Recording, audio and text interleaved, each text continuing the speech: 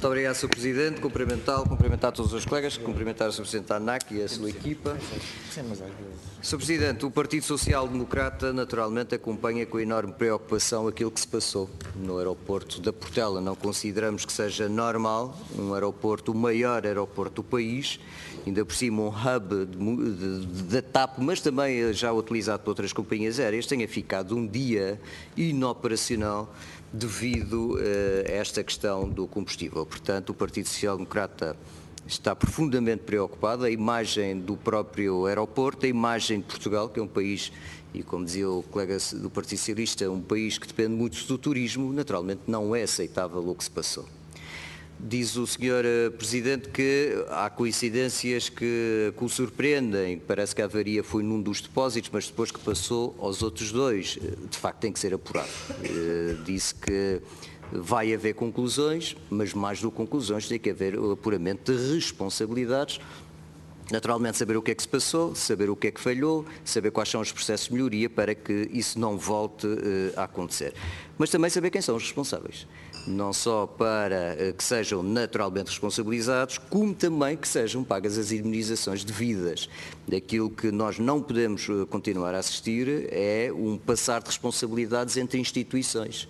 Que daqui a pouco os únicos responsáveis ainda vão ser os passageiros, passaram de vítimas a responsáveis. É inaceitável. Portanto, aquilo que lhe queria dizer em nome do Partido Social Democrata é que desejamos e exigimos que sejam apuradas as responsabilidades, mas com rapidez, senão qualquer dia já ninguém se lembra do caso. Mas tenho uma pergunta a fazer. Há alguma coincidência da greve que existia na altura? É pura coincidência ou há alguma relação direta, na sua opinião? E vou um pouco mais longe, há a possibilidade de ter havido algum boicote para que isto tenha acontecido. Portanto, naturalmente, quando se lança um inquérito, um apuramento de responsabilidades, colocam-se várias hipóteses em estudo. Não estou a dizer se esta é uma delas, estou-lhe a perguntar se é possível que esta seja uma delas. Para se apurar se houve ou não, tem que haver a hipótese. E eu pergunto-lhe se existe esta hipótese. Depois, o plano de emergência, que é outra questão, também não funcionou. Ou seja, houve um problema, mas não houve um plano para fazer face a um problema. Não é aceitável que 41 mil passageiros, só 1000 é que tenham tido, por exemplo, assistência em termos de refeições. Estamos a falar de 41 mil vítimas, mas só 1000 é que tiveram acesso a refeições. Portanto, há aqui uma decalagem enorme. Já não falo na questão das camas que foram colocadas, 328 camas. Não são camas, mas são mais ou menos como se fossem camas. Ou seja, a grande parte dos passageiros não teve qualquer tipo de assistência. É absolutamente inaceitável. Então há coisas simples que insistem a não funcionar nos aeroportos em Portugal, que é simples informações. É que não havia informações. Havia uma coisa absolutamente inacreditável, que os quadros nem refletiam os voos cancelados. Quer dizer que é o mínimo dos mínimos. Como é que é aceitável o maior aeroporto de Portugal não ter sequer os quadros a funcionarem em consonância com a realidade? Ou seja, os passageiros chegavam ao aeroporto de Lisboa, nem tinham uma informação do que é que se passava com o voo. Em alguns até estava ótimo o voo, até dizia que a porta já está fechada, quer dizer, não havia porta fechada nem a porta aberta, que não havia voo sequer.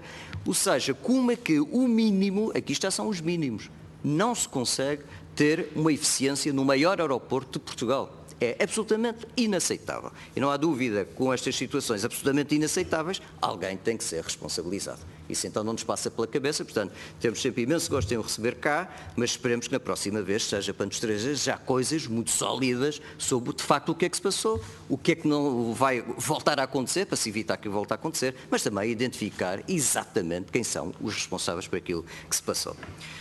Outra questão tem a ver, naturalmente, com esta da qualificação dos inspectores. É evidente que, já estou como disse o Soutor, era melhor que isto não tivesse acontecido. Como é evidente, de 18, 12 perdem as qualificações, ou são-lhes retiradas as qualificações, não nos passa pela ideia que tenham passado a ser pessoas desqualificadas. E acho que fez muito bem em chamar a atenção disso. Não passamos a ter 12 desqualificados, passamos a ter 12 inspectores que lhes foram retiradas as qualificações, que de facto é um pouco diferente. E sublinho isso e acho que teve muito bem quando chamou a atenção disso. Agora, levantam-se aqui muitas questões. Porquê é que só se fizeram tão poucas inspeções durante um ano?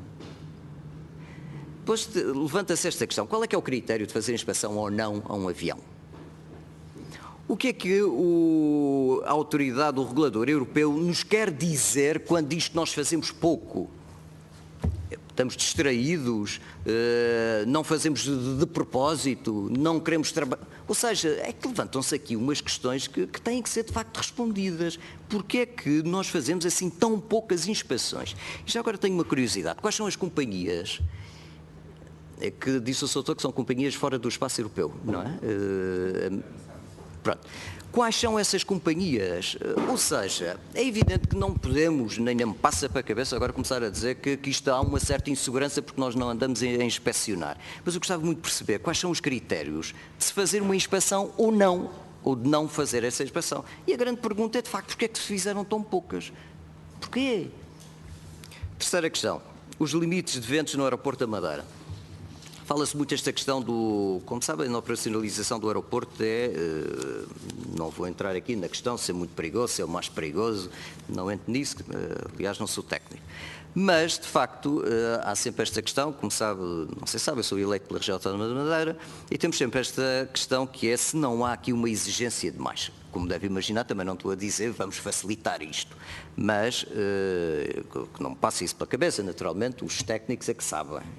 E eu prefiro ir muito confortável dentro do avião, a saber se a terra é terra, se não vou para o Porto Santo, do que saber vamos se atrever a aterrar, mesmo que não haja condições. Mas gostava de saber se existem condições de se diminuir alguma desta exigência, porque há quem diga que sim, e se existe algum apoio técnico possível, porque também dividem-se as opiniões, como o Sr. sabe, mas os técnicos são os senhores, se existe alguma possibilidade de termos algum apoio técnico que facilita a aterragem dos aviões em algumas circunstâncias. Ou seja, tentaram dar uma explicação que isso não é possível devido à orografia, não faço ideia, não sou técnico, mas gostava de saber se há possibilidade de facto de termos algum apoio técnico no aeroporto do Funchal que facilite a aterragem das aeronaves em algumas circunstâncias. São estas as questões, Sr. Presidente. Obrigado, Sr. Deputado. Sr. Presidente da ANAC. Bom,